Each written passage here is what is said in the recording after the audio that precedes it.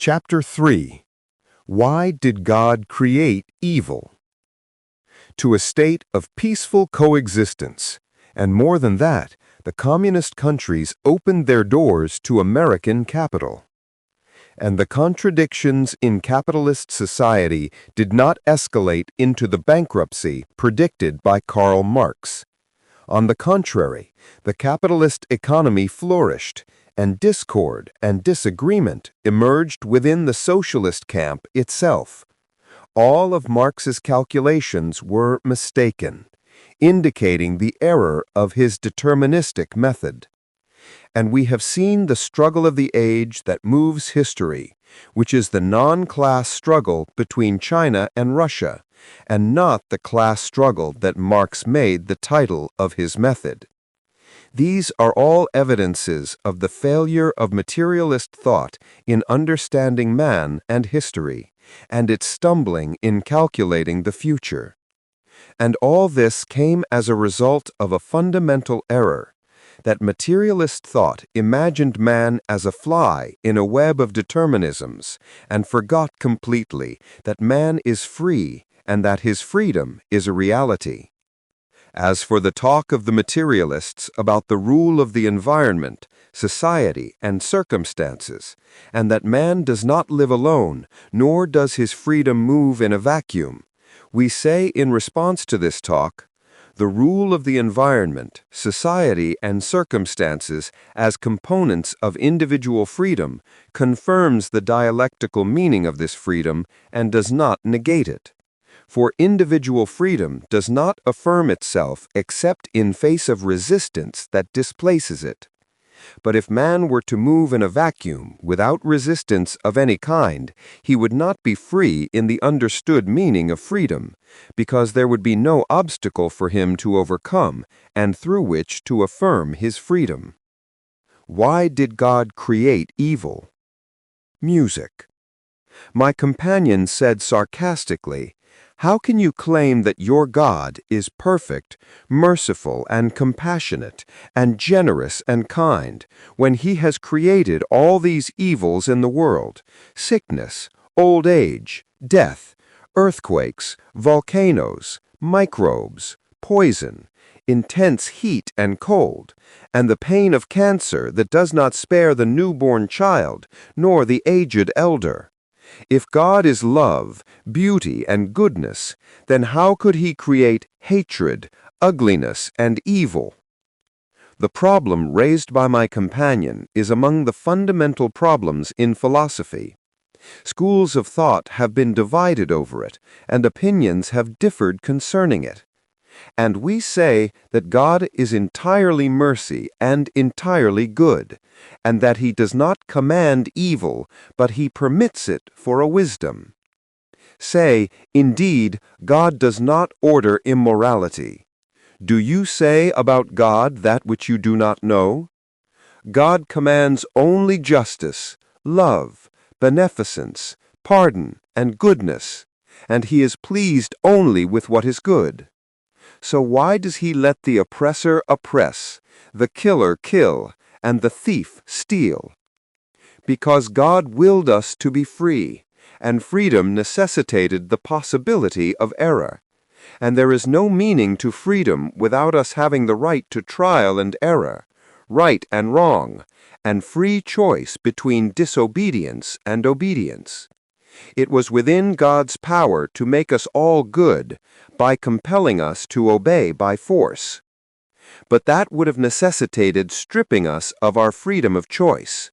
And in God's constitution and law, freedom with pain is more honorable for man than bondage with happiness. And for this reason, He left us to err, to suffer, and to learn. This is the wisdom in His permission of evil. Despite this, a fair, neutral examination will reveal to us that good in existence is the rule, and that evil is the exception. Health is the rule, and sickness is the exception. We spend most years of our lives in health, and illness visits us only for a few days. Similarly, Earthquakes are, in their totality, a few minutes in the life of the Earth, which is counted in millions of years. Likewise, volcanoes. Likewise, wars are short convulsions in the life of nations between long, extended periods of peace. And we see for everything a good aspect. Sickness leaves behind immunity. Pain cultivates toughness, endurance, and fortitude. Earthquakes relieve the pent-up pressure inside the Earth and protect the Earth's crust from explosion, returning the mountains to their places as belts and stabilizers that fix the Earth's place, and most importantly, serve as belts and stabilizers, such as the chain of mountains that tie the two continents of Asia and Europe, and by itself stabilizes the Earth. The Earth's crust in its place.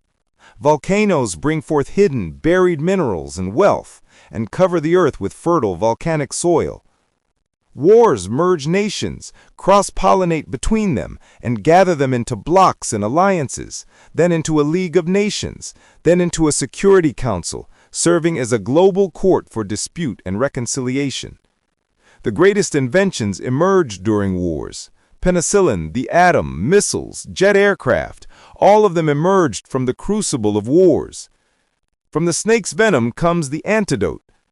From the microbe we make the vaccine. Had our ancestors not died, we would not be in our positions now. And evil in the universe is like the shadow in a picture. If you get close to it, it is said to you that it is a flaw and deficiency in the picture. But if you step back and look at the picture as a whole, from a comprehensive perspective, you discover that it is necessary and indispensable, and that it performs an aesthetic function in the overall structure of the picture. Could we have known health without sickness? Health remains a crown upon our heads that we do not see or know except when we fall sick. Similarly, it would not have been possible to know beauty without ugliness, nor the normal state without the abnormal. This is why the philosopher Abu Hamid al-Ghazali says, "The deficiency of the universe is precisely its perfection, like the curvature of the bow is precisely its suitability, for if it were straight, it would not shoot." Another function for hardships and pains is that they are what sift people and reveal their true metal. Without hardship, all people would be generous. Generosity would impoverish, and courage would get people killed. They are the test through which we know ourselves, the trial through which our ranks are determined with God. Furthermore, this entire world is but one chapter of a novel whose chapters will be multiple. Death is not the end of the story, but its beginning. It is not permissible to judge a play from one act, nor to reject a book because the first page did not please us. The judgment here is incomplete, and all the wisdom cannot be comprehended except in the final outcome. Then, what is the alternative? And what is the sin of those who did not receive the Quran? What does the questioner who mocks imagine? Does he want to live a life without death, without sickness, without old age, without deficiency, without incapacity, without constraints, without sorrows, without pains? Does he seek absolute perfection? But absolute perfection is for God. Perfection is one and does not multiply.